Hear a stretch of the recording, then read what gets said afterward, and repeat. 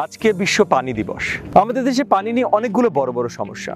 মিঠা পানির যত নদী, পদ্মা, ব্রহ্মপুত্র, তিস্তা, ফেনী নদী, এই নদীগুলোতে কিভাবে পানি আসছে, কোথায় যে আটকাচ্ছে, বিশ্বে কোন দেশের সাথে কি চুক্তিতে আমরা আটকে আছি, জলবায়ু পরিবর্তন, এগুলো নিয়ে একটু আলোচনা করব।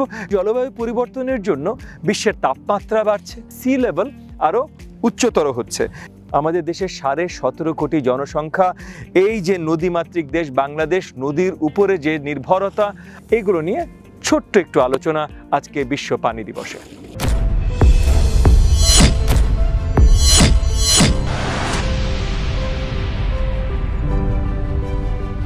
আজকে এই যে আমাদের স্বপ্নের পদ্মা সেতুর পাশে আমরা দাঁড়িয়ে, স্বপ্নের পদ্মা সেতুর পাশেও আজকে আমরা চরের উপরে দাঁড়িয়ে।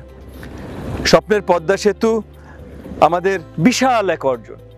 নিশ্চয়ই এই সরকারকে তার জন্য ধন্যবাদ জানাতে হবে, তাদেরকে সাধুবাদ জানাতে হবে। কিন্তু এই স্বপ্নের পদ্মা সেতুর সাথে এই যে পদ্মা, ব্রহ্মপুত্র, তিস্তা, ফেনী নদী, এই নদীগুলোর পানি নিয়ে আমাদের অনেক দুশ্চিন্তা। প্রথম যখন বাংলাদেশ তৈরি হলো, বাংলাদেশের প্রথম প্রধানমন্ত্রী বঙ্গবন্ধু শেখ মুজিবুর রহমান, এই জাতির পিতা, তিনি ইন্দিরা গান্ধীর সাথে প্রথম চুক্তিতে বসলেন, পানি বন্টন চুক্তি, নদীর পানি বন্টন চুক্তি। সেই 72 সাল থেকে আজকে 2023 সাল চলে এসছে, আমরা এখনো আসলে কিভাবে নদীর পানি বন্টন হবে সেটা ঠিক করতে পারিনি। এ নিয়ে আমরা অনেকবার বসেছি, ভারতের কমিটি আছে, বাংলাদেশের কমিটি আছে, এবং এখানে অনেক জ্ঞানীগুণী ব্যক্তিরা আছেন, কিন্তু কোনো সুরাহাতে, মানে আলটিমেট সুরাহাতে আমরা আজকেও পৌঁছতে পারিনি। এবং এখনো চায়না, তিব্বতের ওই দিক দিয়ে অনেক বাদ দিয়ে যাচ্ছে, ভারত সেই ফারাক্কা থেকে শুরু করে তিস্তা নদীর উপরে সব জায়গায় বাদ দিয়ে যাচ্ছে। এই বাদগুলোর সাথে আমরা কিভাবে পানি বন্টন পেতে পারি, এটা নিয়ে কোনো সঠিক সুরাহায় আমরা পৌঁছাইনি। এই যে এই পানি বন্টন চুক্তিগুলো, এগুলো দুই দেশের ভিত্তিক না হয়ে, মানে যেটাকে আমরা বলি বাইল্যাট্রাল না হয়ে মাল্টিল্যাট্রাল হলে আমরা আর কি কি পেতে পারি।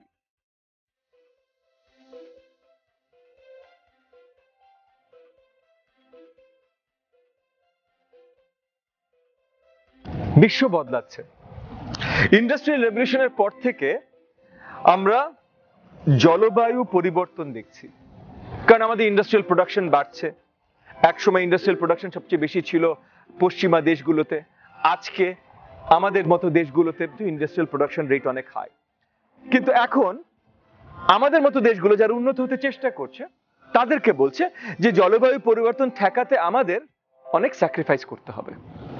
তো এই স্যাক্রিফাইস গুলো হয়তো করতে হবে, কিন্তু এই স্যাক্রিফাইস গুলো যদি না করা হয়, সবচেয়ে বেশি এফেক্টেড, সবচেয়ে বেশি আহত যে দেশগুলো হবে তার ভেতরে পড়ে আমাদের বাংলাদেশ। ইউনিসেফের অনুযায়ী, জার্মান ওয়াচের অনুযায়ী, এবং আরো অনেক অনেক আপনার রিসার্চ অর্গানাইজেশনসদের অনুযায়ী, জলবায়ু পরিবর্তনে যত দেশগুলো সবচেয়ে বেশি ক্ষতিগ্রস্ত হবে তার ভেতরে 1 থেকে 10-এর ভেতরে সব লিস্টেই বাংলাদেশ আছে। সো আপনারা বুঝতেই পারছেন যে জলবায়ু পরিবর্তন আসলে, যদিও আমাদের ইন্ডাস্ট্রিয়াল রেভলিউশনের একটা অংশ আমাদের হওয়া দরকার, 4th ইন্ডাস্ট্রিয়াল রেভলিউশন আমরা যেতে চাই, স্মার্ট বাংলাদেশ, মাননীয় প্রধানমন্ত্রী যে স্মার্ট বাংলাদেশ তৈরি করতে চান, সেই স্মার্ট বাংলাদেশে আমরাও পৌঁছতে চাই। কিন্তু সেই স্মার্ট বাংলাদেশে পৌঁছতে হলে আমাদের কি করতে হবে? প্রথমে তো বাঁচতে হবে। সো আমাদের উপকূলীয় অঞ্চলগুলো যদি পানির নিচে চলে যায়, যদি 3 ডিগ্রি সেলসিয়াস বিশ্বের তাপমাত্রা বেড়ে যায়, পোলার আইস ক্যাপসগুলি যদি গলে যায়, তাহলে আমাদের কত বিশাল জনগোষ্ঠী ভূমিহীন হয়ে যাবে। তাদের জন্য আমরা কি ব্যবস্থা করতে পারি? সময় কিন্তু এখন সেই কাজগুলো করবার। সো জলবায়ু পরিবর্তনের জন্য তৈরি হওয়ার সময় এখন। জলবায়ু পরিবর্তনে আমাদের পাশে এসে দাঁড়ানোর জন্য বিশ্বকে ডাক দেবার সময় এখন। এটা নিয়ে আমাদের বসে থাকার কোনো সময় নেই। এই সকল জিনিসগুলো মিলে আমাদের দেশের বিশাল সংখ্যক জনগণের উপরে প্রভাব ইতিমধ্যে ফেলছে। খুলনা বিভাগ দিয়ে, উপকূলীয় অঞ্চলগুলো দিয়ে, বাগেরহাট, এরকম অনেক জায়গা আছে যেগুলোর অনেকটাই তলিয়ে যাওয়ার একটা সম্ভাবনা আছে।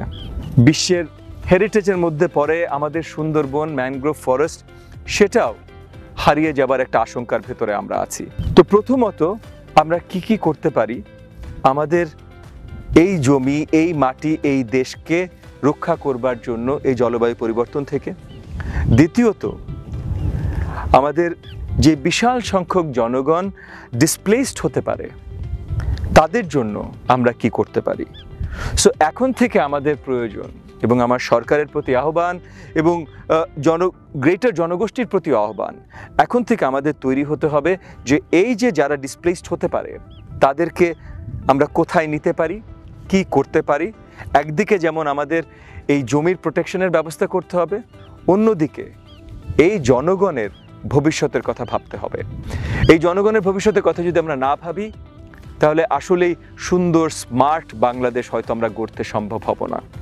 এই জলবায়ু পরিবর্তন হঠাৎ করে আসছে না, সামনে এদেশের বিশাল সংখ্যক জনগোষ্ঠী যেই কঠিন সময়ের সম্মুখীন হবে সেটাও হঠাৎ করে আসবে না, সেটা প্রতীয়মান। সো সেটার তৈরি এখন আমাদের হতে হবে। আমরা চাই আপনারা সবাই জানুন, আমরা চাই আপনারা সবাই ভাবুন, এবং আমরা চাই আমরা সবাই ভেবে চিন্তা করে একত্রিতভাবে সুন্দর নতুন স্মার্ট বাংলাদেশ গড়তে পারি, যেখানে কোনো বাংলাদেশের নাগরিক ভূমিহীন হবে না, কোনো বাংলাদেশের নাগরিক পানিহীন হবে না, এবং কোনো বাংলাদেশের নাগরিক তাদের সকল নাগরিক সুযোগ সুবিধা থেকে বঞ্চিত হবে না। আপনাদের সবাইকে ধন্যবাদ। জয় বাংলাদেশ।